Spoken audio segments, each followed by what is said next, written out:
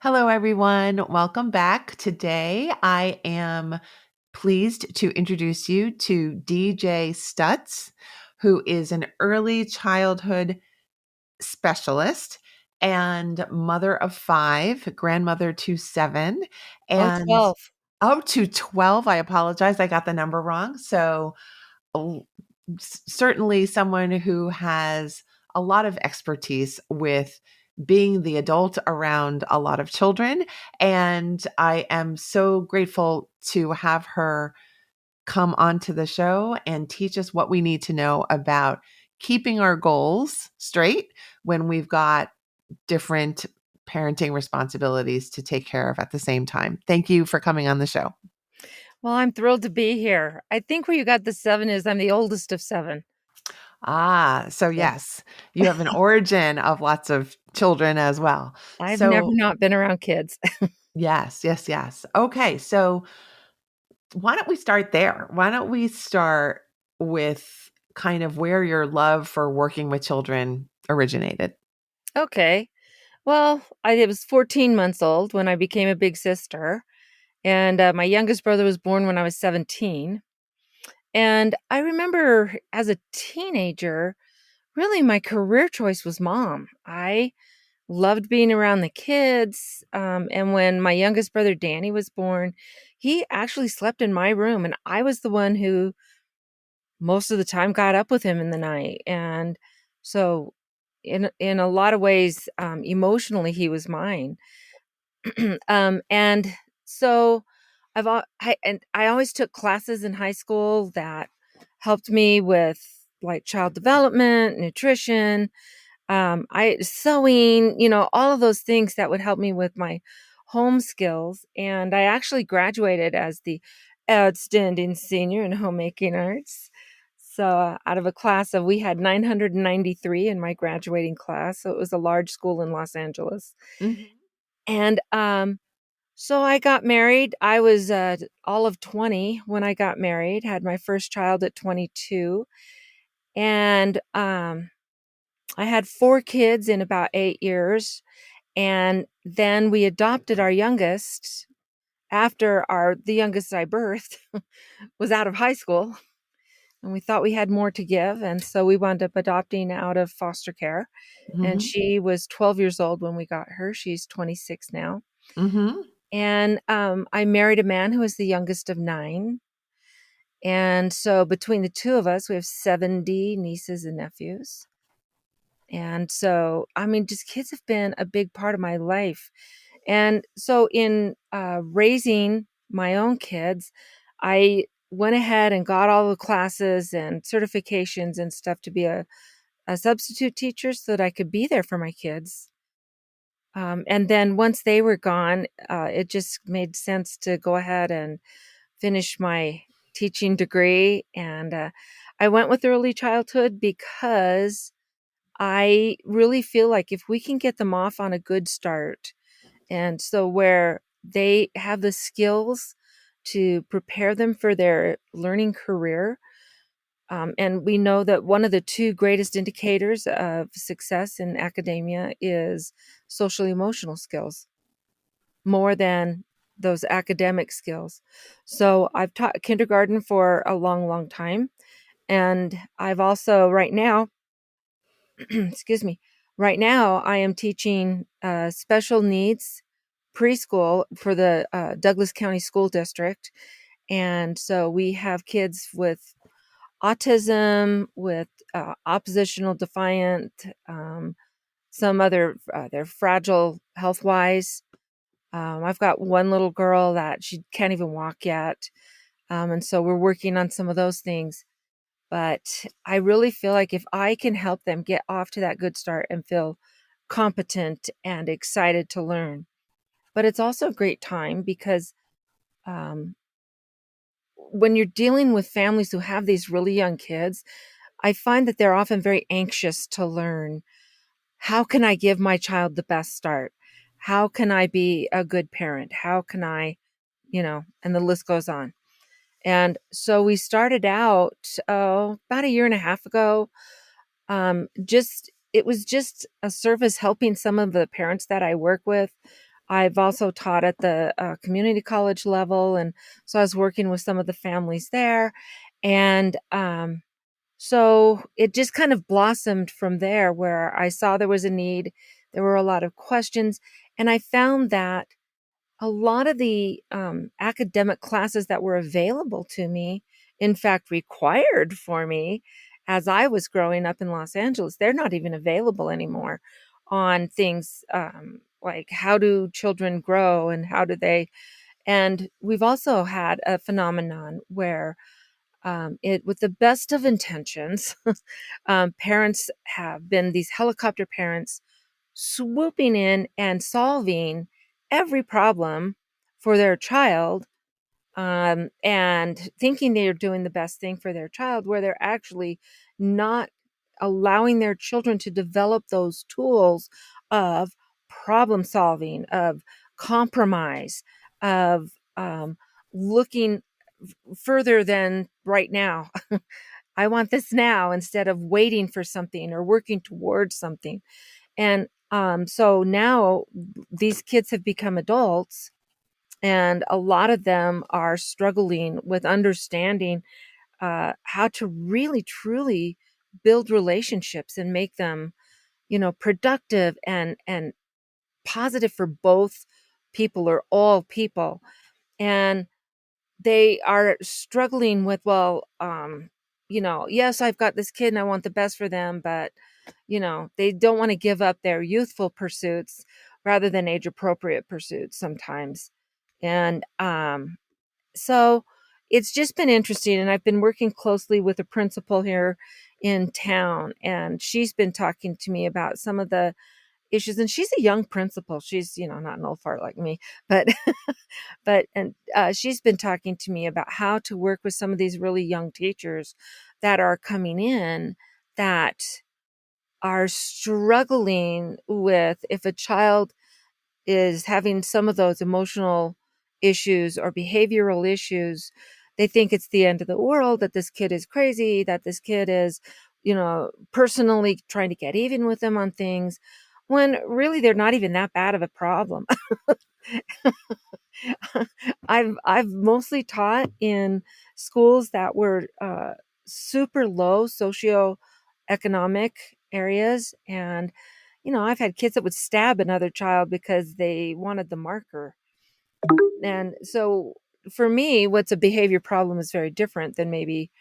And so I'm not threatened, I guess, by some of these behaviors. So I will get kids in my class and they'll say, "Oh, so and so's he's so awful or she's so terrible," and they and I get them. I'm like, "We're fine. They're fine. Just Mhm. you have to learn how to set down those boundaries and stuff." So it's just something that's kind of morphed through all of my teaching experiences, all of my parenting experiences, and two, looking back on, I'm always taking continuing education and looking to stay on top of things.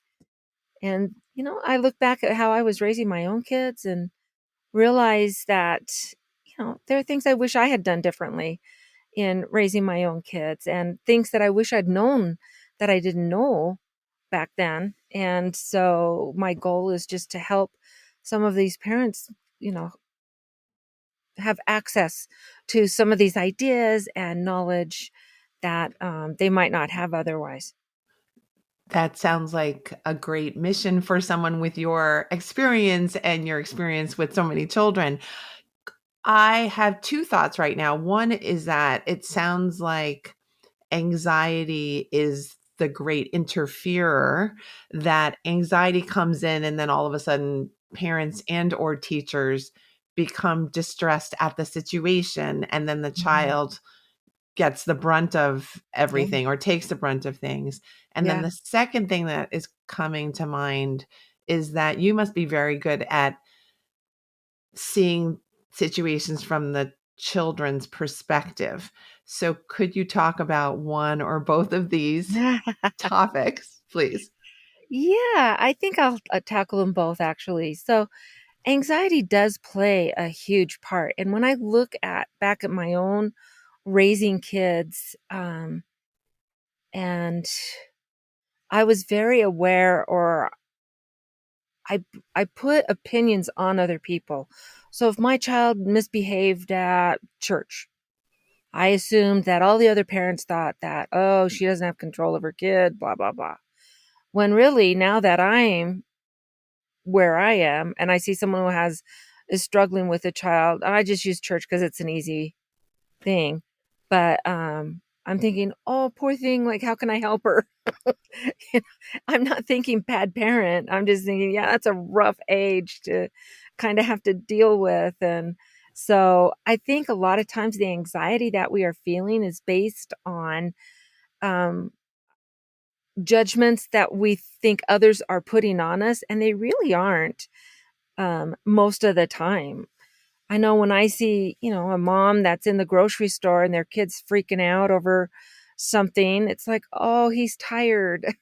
That's my first thing. Oh, Yeah. he's tired or he's hungry or what time of day is it? And and there's something that, and I've talked about this. She's an education specialist as well. I've had on the show Bailey Olson, and we talked about what are some of the things that you can notice if maybe your child needs some extra support and services as they're going through. But we were talking about how we put these we get so full of anxiety, and then we're harder on our kids instead of really seeing that, oh, this is going on. What can I do? How can I figure it out? And one of the things that Bailey mentioned was that when she has two little kids. She's right now, I think she's got a kindergartner and a first grader, somewhere around there. But she was traveling alone, and this was a few years ago, the kids were much younger. She was traveling alone, and the littlest one was crying and whatever. And that someone said to her little boy, "Oh, looks like you need help. Can I help you?" Well, some stranger talking to him, he like rushes to his mom, grabs her, and starts doing everything she asks him to do because some stranger. And so sometimes people understand that psychology. And so if someone comes in and says, "Oh," and talks to your child and is trying to help them, they understand that if I'm a stranger and I'm talking to this child, they're probably going to rush to mom and do exactly now what she wants them to do because there's this stranger. And so sometimes we interpret that as, "Oh, someone's being judgmental. Why are you doing this with my kid?" When the reality is they understand very well what's going on, and Mhm. they're really trying to help out. So when you let anxiety take over and you worry so much about what other people are thinking rather than, where is my child? What do they need? How can I support my child? Um, it, what you're right. We do tend to take it out on the kids more than, and that exacerbates the problem rather than solving it. You don't yell at a kid and tell them to quit yelling, right? It makes no sense. Mhm. Mhm. And so there's that part of it. And then there's the part where, you're even if you're at home full time raising kids, that's an exhausting job. And if you're at an office or teaching or whatever, and your kids are at childcare, that's exhausting as well. And you're worried about your kids and are they happy and are they making friends and are they this and that? And that's emotionally draining. And so the reality is, little kids aren't that much different in many ways than adults. And when adults are worn out and they're tired and they're emotionally drained, we don't always behave the way we should, just like our little kids don't either. And our little kids will lash out at a sibling, a parent, a friend, whatever, just because they're wiped out. We will do the same as well. So just as we are looking toward our children when they're going through a struggling time, and instead of saying, just stop crying, right? That's the one thing the child can control. You can't force a child. You might be able to scare him into it, but you really can't force a child into stop crying or throwing a tantrum.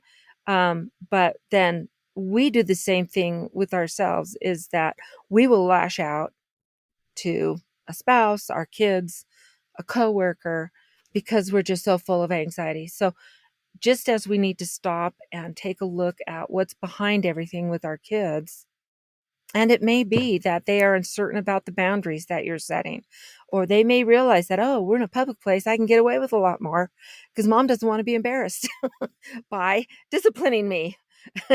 So I can get away with a lot more. And so we will oftentimes, without going through maybe the full mental process of it, we're lashing out and misbehaving where we feel like, it's safe.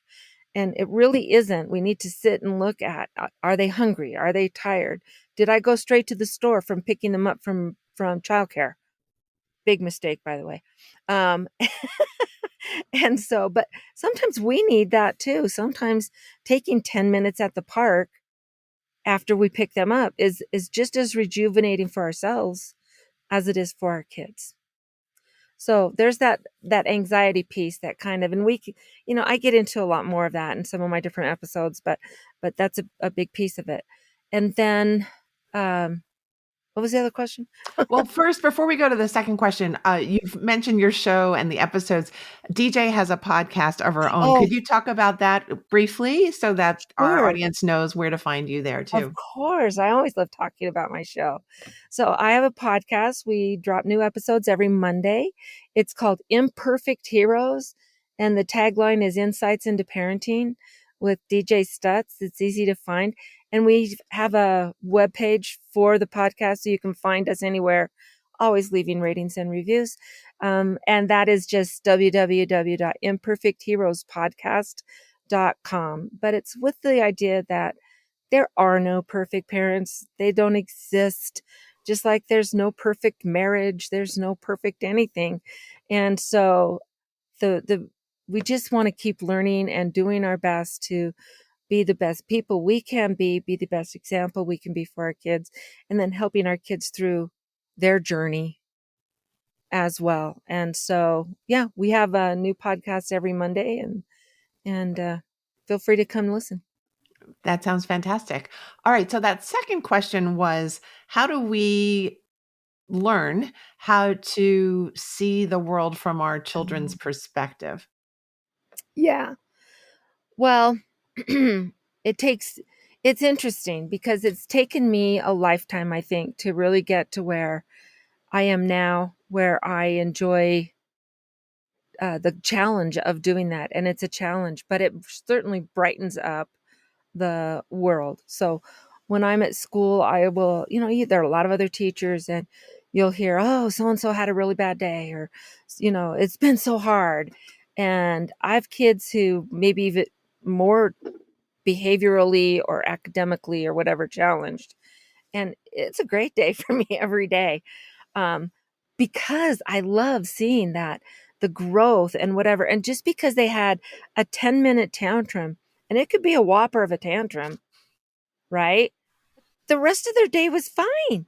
So why do we let that 10 minutes define that entire day? And so I've worked with parents even that have said, a little boy that may be struggling with hitting another child or using language or whatever that adults shouldn't use. And yet, you know, we excuse it in ourselves, but not in our kids. Another thing Hmm. that doesn't make sense to me. Hmm. But then I've seen them yell at the kid right in front of me and say, "Why couldn't you be like your brother? Your brother never got into trouble," or "You're just a monster. He's just a monster. He does this." Well, of course he is. You're telling him he is. He believes you. You're his mom or his dad. You wouldn't lie about a thing like that, certainly. And so it's just been really interesting, and it does take some practice. But um, as you get to noticing things like, are they tired? Have they missed me all day? Sometimes they're acting up because their emotions are so strong at seeing you. They're so thrilled to see you that they may. Some kids show up with happiness and joy, and others they're just like releasing all of the anxiety that they've been feeling throughout the day, because you're there finally and they can release it because they've been kind of holding in a lot of that throughout the day. So when you sit down and really, it's like a puzzle, and it's really for me, it's a fun challenge to say, oh, okay, so and so is doing this. Why? Because every behavior is a communication. And so maybe they're communicating with you that they're tired, they're hungry. Maybe they're communicating that they're jealous of a sibling that's getting a lot of attention and I'm feeling left out. A few weeks ago, we did one with her show with her name's Clarissa Nelson. And she just actually right after we recorded, she gave birth to her sixth child, but her oldest is 13 and is severely, severely handicapped. And so the two kids that are just under her, there's two girls, they've had to pick up a lot of slack, right? With that, more than normally would have to happen. And so she talked about just being really aware of, yeah, that resentment can set in sometimes. And so looking and seeing what's going on and how things are working out, teaching our kids to look outside of themselves and finding peace in not worrying about your problems so much, but how can we help someone else through theirs? And you find that your problems get better. And so, I mean, it's just this great, amazing puzzle piece. But here's the deal, guys, the puzzle is constantly changing. And so, what it looked like when they're 3 year old and in preschool, now they're in first grade and they've got another, different issues going on. That puzzle has completely changed. There may be some core pieces that stay the same throughout their life because children have natural tendencies to be a certain way. Look at a family with several kids, and all these kids have different personalities. And so, they all have these tendencies, but then how do those tendencies work with their ever changing landscape of life? And so, taking the time and maybe it's valuable to get some coaching on how to go through that. I do have that available. But we have group coaching, we have one-on-one coaching, and maybe taking the time to help someone coach you through that process, or maybe it's one of your parents, or maybe it's a friend or someone that you respect and how they're managing their family. But realize that it's really important to look at your child as an individual and not this is what our family does. And there are some things that just our family does, but there are also some things that are individual to each kid. So it's funny that for the most part of my life we had the four kids, and but my third child, a girl, and everyone says, "Oh, Rocky's the favorite. Rocky's the favorite." It's like, no, she's not the favorite. She just didn't get into trouble as much, so she wasn't grounded as much, and she could go do more things because she wasn't busy being in trouble for other choices that she was making. And it's funny because it's a big family joke now, and everybody has loved Rock. She's just an easy one to love and to be around, and so, but it was just kind of our family joke. But family jokes, though, even though it's a joke, there's a basis in reality. And so you really want to make sure that even though your family's joking about something, well, let's talk about that a little bit, and see how you're feeling and where you are with that. But just know that each child is an individual, and that's, I think, the challenge of it is, oh wait, I figured this piece out. I know right where it goes, right? So that's to me, that's one of the biggest joys of parenting, is getting to where you can see things from your child's point of view and then help them, because their point of view isn't always going to be accurate and it may be skewed. Yes, you are throwing down so many different pieces of wisdom. It's hard to keep up. It's all very beautiful. And I'm catching here that parents have a difficult job, but that it can be made less difficult Hmm. with an opening of the perspective that your child is a work in progress, is Hmm. doing the best that they can. Hmm. And if we do not project our anxieties and our fears onto our children, we can actually read the puzzle and read Hmm. what's needed a lot more clearly. And I love your stories and I love your approach and your kindness to both the parent and the child Mhm. involved. Do you have some tips, since our audience, I'm assuming, is comprised of the adult parents? Do you have some guidance for how parents can remain relatively anxiety free and maybe keep this in mind, all the Mhm. strategies that you're recommending, that they remind themselves that they have this opportunity to parent, that this is such a gift? Can you give us some suggestions there? Yeah, I can give you 1 or 2. Um, um, so one of the things I think is that while you're remembering that your child is an individual, remember you are an individual as well. And so as we learn to look at our children and get to know them and things from their perspective, sometimes we are a little unclear on our own perspective as well. And so doing things to take the time to maybe sit and do a little bit of meditation, getting up a little bit earlier in the morning and having some time to just breathe before the chaos hits is helpful. And also to kind of look at, where do I feel like I'm a success in parenting? What am I doing really well? And then what are my struggles? And then also going through, well, okay, I'm struggling here. What's going on when I'm struggling? You know, is it right when kids get home from school that things get crazy, or when am I feeling my anxiety, and am I tired? Am I hungry? Am I just overwhelmed? And so I think taking the time to really look inside yourself and see what's going on with you, and that again is a process, and you might want again, a good friend, a therapist, a coach, something to that could maybe help you through that is a great benefit. But and then making sure you're taking the time to do something. So some of the people that I've talked to, again, Clarissa, the one that I was just talking about, she would get up early in the morning and do she had videos and stuff for exercising and stretching, and that really helped her start the day on a good foot, and that's something that worked for her.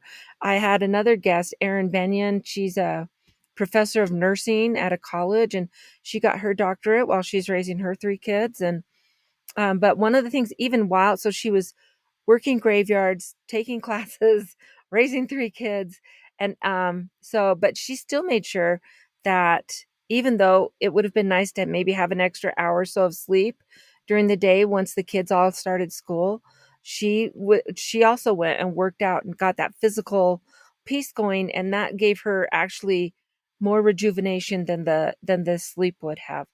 And then I think too, I I really truly believe in the healing powers of service.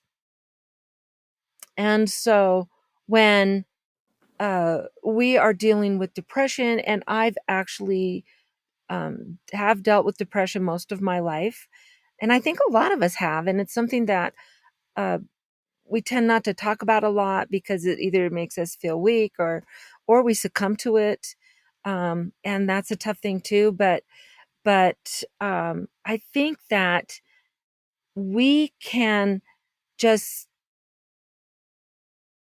take take that time to look at, and I'm sorry, I've lost my space.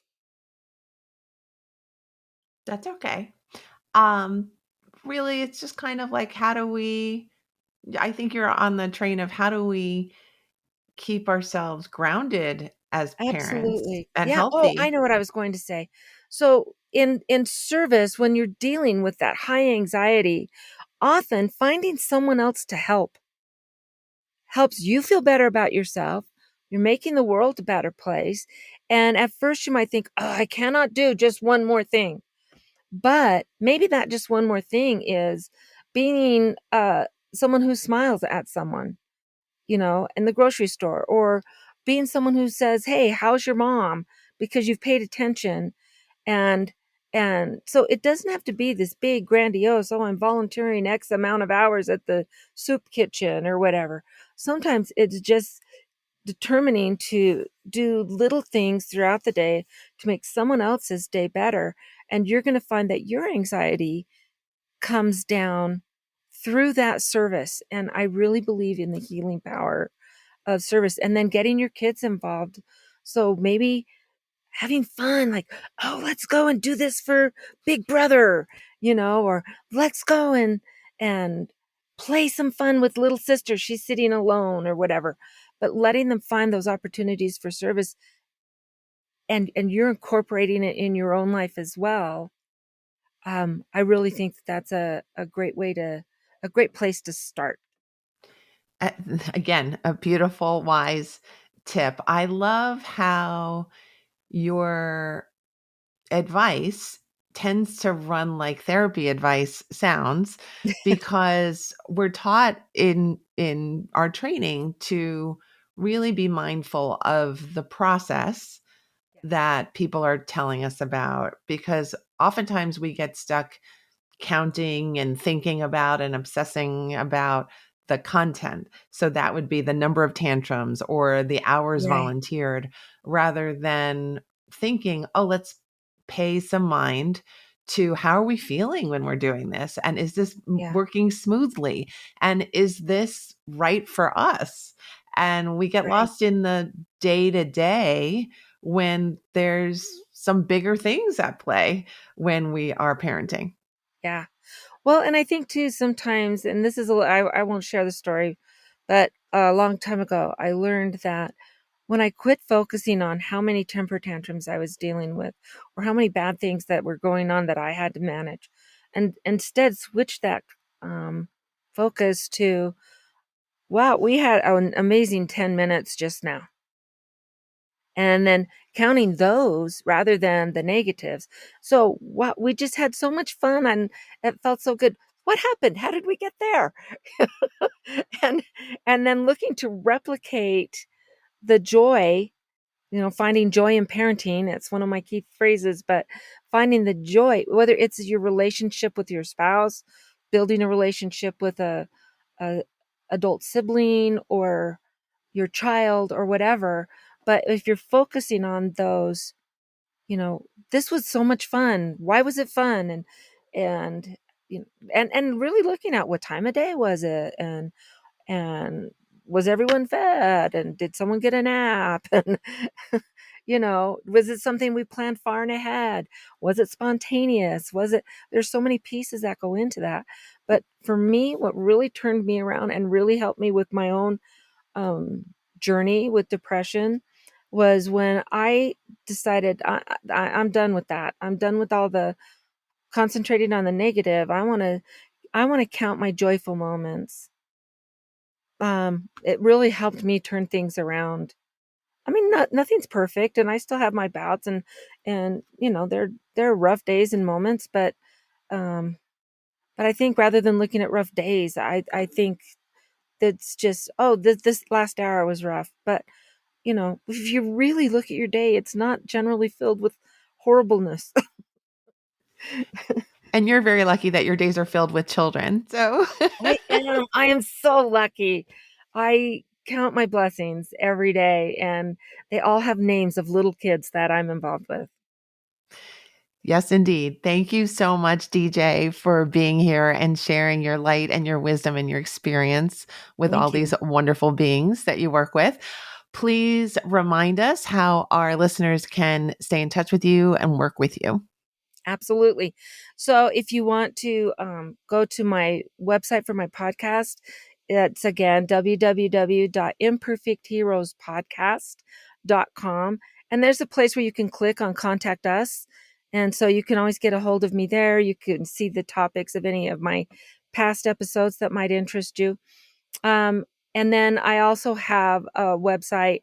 It's www.littleheartsacademy.usa, and we have a bunch of things there that you can look at. And then if you're interested in any of the coaching, just call us, and that number is 720-989-6475. Just remember, I'm still teaching. So if you have to leave a message, please do, because I'll always get back to you that day as soon as I'm done. And we can talk about how we can move forward and make your family a little more fun, a little more of a fun place to be. Love it. Thank you, DJ, for your great work and for being on the show today. Oh, you're welcome. And thanks for inviting me. All right, everyone. We are going to see you next week. Join us again next Thursday for a new episode. Thanks for being here today.